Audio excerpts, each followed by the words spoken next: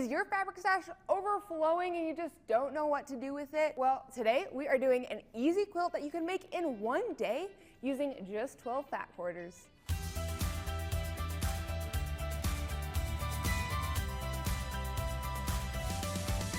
Hello, my name is Jenna and we are making a quilt in a day. And if you are new to quilting and think, I can't do that, well, with this quilt, you definitely can. We are using just 12 fat quarters and that is it. In a lot of fat quarter friendly patterns, they'll say, oh, it's only 12 fat quarters, but then they want you to get extra background fabric or extra yardage for something. And we're just gonna use these guys and they're just so cute. And we're gonna make a quilt that looks like, oh my gosh, like this. A simple quilt like this is my absolute favorite for beginners because it really is just so beginner friendly and you can learn all of the basic skills you need to make a quilt using this quilt. And if you're wondering, yes, I did write a pattern for it and it is down in the description below. It has all the measurements and everything. So let's get started on how to make this guy. And I shouldn't have opened these fat quarters yet because I want to organize my fat quarters and I want to organize them into darks and lights that go together because whenever you do the stripes, it's nice to have alternating darker and lighter values. I think these two will work well together with the little lollipops and the speckled, this guy and this dark green. I like it. I think I might have already done this for myself beforehand. So we got dark, light, darker, lighter, lighter. Ooh, what if we pair it with this guy? That would be kind of fun. The two different tones, two different greens, not tones, but two different colors of green. And then let's do, these two are very similar. So maybe let's switch them up. So maybe pink with that blue and then with this light pink, do the darker blue. I like that. I think that will work. So now I'm just gonna open these guys and we need to press them all. When you are pressing your fabric, especially if you are newer to sewing, you are not pressing like this, you're not pushing. You're just lightly holding your iron on your fabric. And then when you're ready to move to the next part, lift up slightly and move to the next part because we don't want to stretch the fabric. And whenever you go like this, what you're doing and you're pushing down really hard, it's stretching that fabric and that is no bueno. A typical fat quarter is 18 inches by 21 inches. And usually fabric shops will be nice and will give you about 18.5 inches just in case the cuts are a little bit wonky. And for this pattern, you need exactly 18 inches. So what we're going to do first is we're going to square off our fabric. I am going to start by cutting off the selvage, and the selvage is just the bottom part of the fabric. And I am just going to trim that guy off as straight as possible. Perfect. And if you're like me, I like to save my selvages so that I can turn them into a fun scrappy project later. Now to square off our fabric, we are going to line up one of the lines on our ruler with that bottom edge that we just cut. And then I can trim off this side. And I'm using the 45mm comfort cutter. And what's cool about this guy is there's a guide that hooks into the ruler. So then I can cut all the way down without my ruler veering off in different directions. It just attaches to the ruler, which is so nice. So then I can get my perfect cuts every single time.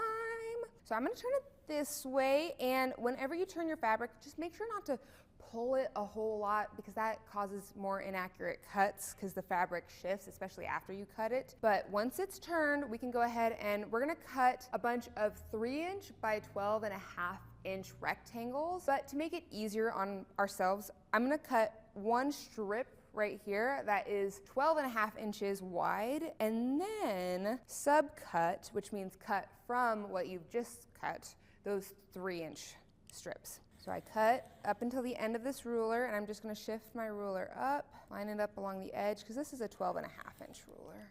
And perfect, ta-da! And now I can cut my 3-inch strips from this and we're gonna need 8 of them. From this one strip, we should be able to get 6, and then we can cut 2 more from this piece right here. Okay, we've got 4. Do we think we have just enough fabric to get the last 2 strips?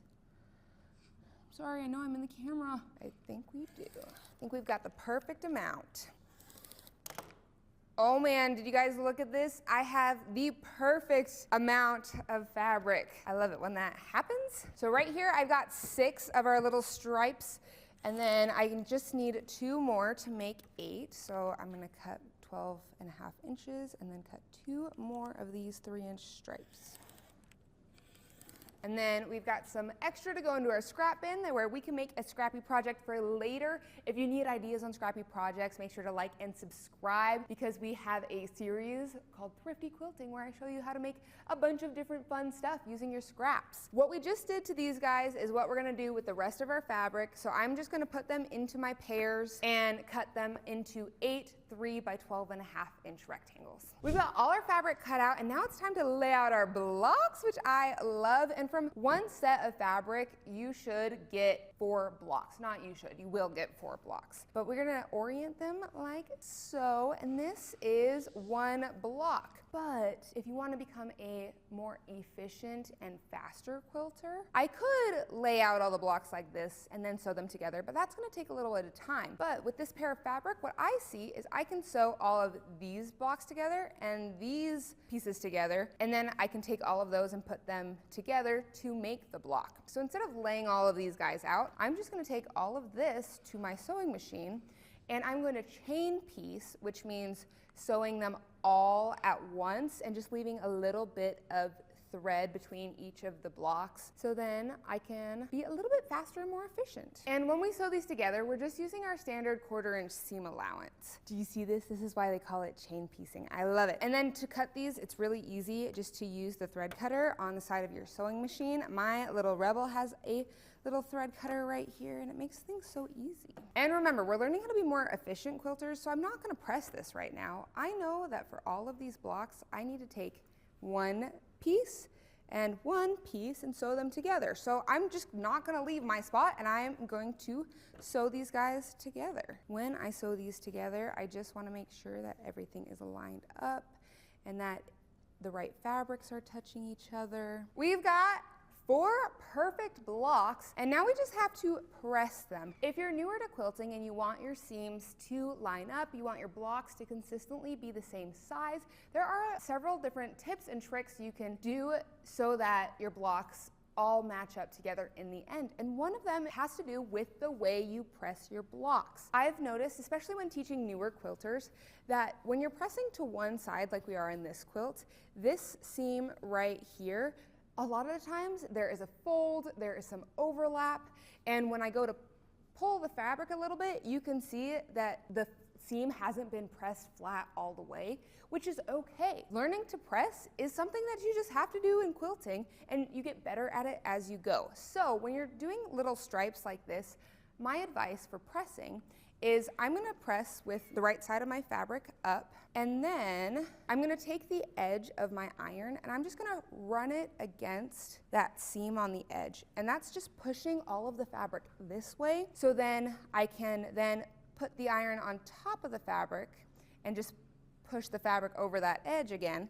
and now it is perfectly flat and my fabric doesn't look like this. That's what it looks like a lot of times on people's seams, where the fabric is just folded too much over that seam, and that will cause wonky blocks later on. So again, I'm just going to press the side and then fold it over, push it over. It doesn't take a long time. It just is this extra step for me that helps me get more accurate blocks. Our first 4 blocks are done, and now we're just going to repeat those same steps with all of the other fabric we cut earlier. All of my blocks are sewn together, so easy peasy, and now we just gotta put our quilt together, and this is the hard part, is figuring out how to lay things out. When we go to lay out our blocks, we're gonna wanna do a 4 by 5 grid. Yeah, 4 this way, 5 this way, and lay out your blocks like this. There's enough blocks that I can do a diagonal style design, kind of like I did in this finished guy, where it's like the same blocks going diagonally. I could do something like that,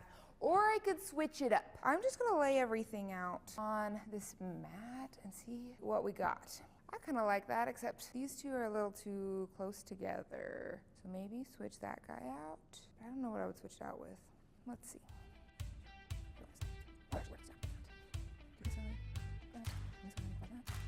Oh, got more. This guy, like. Okay, we got first row looking like this, and then maybe I'll do a little diagonal action. So this guy would start up here. I'm losing all my pieces. Where are they all going? If you are stuck on space at home, laying out your quilt like this, it works, and it works well. What's annoying about it is you just can't see it all together, but what works with this quilt is because it's stripes, I can kind of get the vibe of how the colors are gonna work together. Sometimes you just gotta deal with the space you have, and this is a great way to just figure it out and problem solve. Just because you don't have a lot of space at home does not mean you can't quilt. Okay, this is the final layout. I think I like it. The one thing is I am regretting adding this dark green. I wanted to add it for a little pop of dark in there to kind of switch up the values, because a lot of the values of these fabrics are very similar. But I feel like it's not working. But we're gonna go with it anyway, and maybe in the end it will be good, because sometimes halfway through a quilt I'll be adding fabric and I won't love it, but then at the end I'll look at it all together and I'm like, oh, I absolutely love this. So we're just gonna go with it. So I've laid it out, and now we're gonna sew our rows together. And if you are a beginner quilter, I highly recommend you learn how to chain piece. Chain piecing will make your life so much easier. Here's how you're gonna chain piece. So we have all of our rows, 1, 2, 3, 4. I'm gonna start with my first row right here, and I'm picking up block 1 and block 2, and I'm putting it on top of each other. Boom, shakalaka. Right sides together. Then I'm gonna go to my next row. I'm gonna pick up block 1, block 2, put block 2 on top of block 1. I'm gonna leave that right there for a second. I'm gonna go to the next row. I'm gonna do the same thing. I'm gonna take block 1 and block 2 and put block 2 on top of block 1, and do that with all of my rows. Now I can take all of these blocks, starting with my first row, and I can stack them on top of each other. Next, I'm going to my little rebel, and I'm gonna sew them all together using a straight stitch. You can pin the seams if you want, but I like to nest them, and that just means lining up the seams together so that they butt up against each other. And then I can sew these together. So I sewed the first 2 blocks of my first row together, and instead of cutting the thread, you're gonna just sew a couple stitches, so that's good enough. And I'm gonna take my next row of blocks, and I'm gonna sew those ones together. So I'm just making sure everything's lined up. Now I'm doing a couple stitches, taking the next row, sewing them, and I'm not cutting my thread. Now I've gotta add my next row, except I'm gonna leave these guys right here, and I'm gonna pick up, starting from my first row, all of my pieces for this next guy, okay? Got 1, 2, 3, and 4. And I know that they're gonna go on to this next piece this way, so I'm just gonna put these right here. This is why I love that the little rebel has a big throat space, is I can just put my blocks in the throat. And then I'll go back to the top of my little chain. Do you see how these are all chained together? I'll open this block and I'll add the next row onto it. So I'm gonna continue this process and sew all of these guys on. And remember, we're not cutting anything, so I'm just gonna take those next set of blocks, open them up, and then add the next piece. Take the next set of row blocks and add the next guy. It's as easy as that.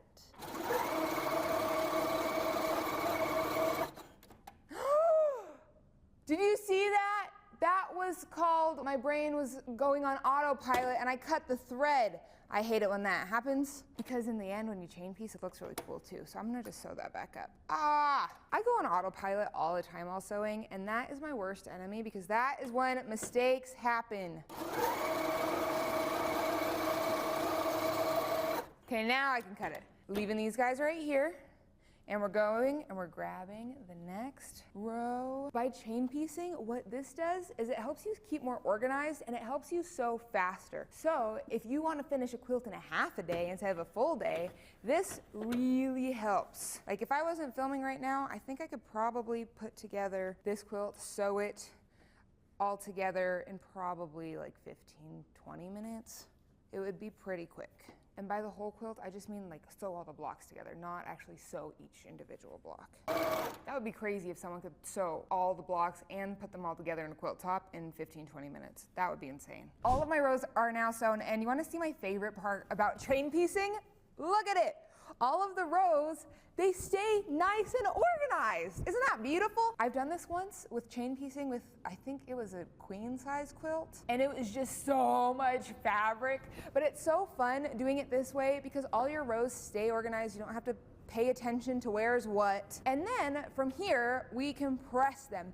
And when you're pressing your rows, you want to press in alternate directions. And that just means that your seams, one row you're going to press one way, and then the next row you're going to press the other way. And so I have gone ahead and I've already done this. So you can see right here in this first row, I pressed all of my seams to the left. In my second row, all of my seams I pressed to the right, and then so forth, alternating all the way down. And we do this because when I go to put these two rows together, I want my seams to be able to nest. And nesting just means that they'll butt up against each other. So the seam kind of looks like this, and you want it to lock into each other, and that is what nesting is. And that helps you get your perfect points, or as I like to call them, practically perfect points, because even though I nest sometimes, I'm sorry, I'm just looking for my, where did it go? I'll find it in a second, my pins. Even though I nest sometimes, my points aren't perfect all of the time. I try, but it's okay if they're not. You're the only one that's gonna notice, but I need to be right back because I need to find my pins. Do you see them? They're right here. Found them. And from here, if you wanted to, you could cut all of the strings, all of the threads. I should use proper terminology, shouldn't I? All of the threads. But with a smaller quilt like this, because this is a small throw-sized quilt, I like to just keep it all together. That way it's all nice and organized. And so I can just go ahead and match up all of my seams. All of my seams are nested and are ready to be sewn, except I want to show you something. When you're a newer quilter and you can't get your 1/4 inch super consistent every single time, it happens to everybody. I've been quilting for 15 years now, and it still happens to me. It is okay. What happens with that is your fabric sometimes shifts. So right here, between this seam and this seam, these two pieces of fabric are not the same length. This guy is definitely a little bit longer than this guy underneath. And so when I go to sew this, the way a feed dog works is it pushes the fabric along like this, and you can see right here that that little bump is being pushed all the way to the edge until there's going to be a fold at the end. But to make it so that doesn't happen, or sometimes it will still happen, but less likely to happen, we can go ahead and distribute the fabric throughout this piece with pins. Pins are your best friend. It's still bunching up a little bit right here, so I'm going to put another pin in between to keep the fabric from shifting as I sew it. Same right here. And then so when I go and sew this guy, hopefully there will be no puckering, which is when it folds on top of each other. So I'm gonna sew this guy and we'll be right back. Okay, we've got it right here. Everything is sewn, there is no puckering, there's no folds, there's no nothing. It is beautiful and ready to go. And then I'm gonna repeat the same process until I am done with everything. And remember, there is a pattern in the description below for this guy if you want all of the measurements for it. If you like to read patterns rather than watch a video about them, that is in the description. It is for free. I am going to sew the rest of these, connect the rest of these, and I will come back with the final quilt. Are you ready? Are you ready to see the final quilt? Ah, that was a terrible reveal, but look, it's so cute. It turned out amazing. When you go to press your rows, you can either press them to the side or press them open. It really is what you prefer. What I tend to prefer is when I'm sewing something that does not have a lot of seams. For example, this quilt right here does not have a lot of seams, especially in these rows, because it's just one piece of fabric and we only have 1, 2, 3 seams right here. So I'll press them to the side. But if I am doing a quilt where there's a lot of seams, I like to press it open because that helps reduce the bulk. But it just depends on what you want to do, and anything's great. Technically, we could be done here, but there's one last step that I like to do with every single quilt, because when you go to quilt it, these little ends the thread may become unraveled and it may break apart your quilting. And so what I like to do, it's called a lap around the world, a stitch around the world.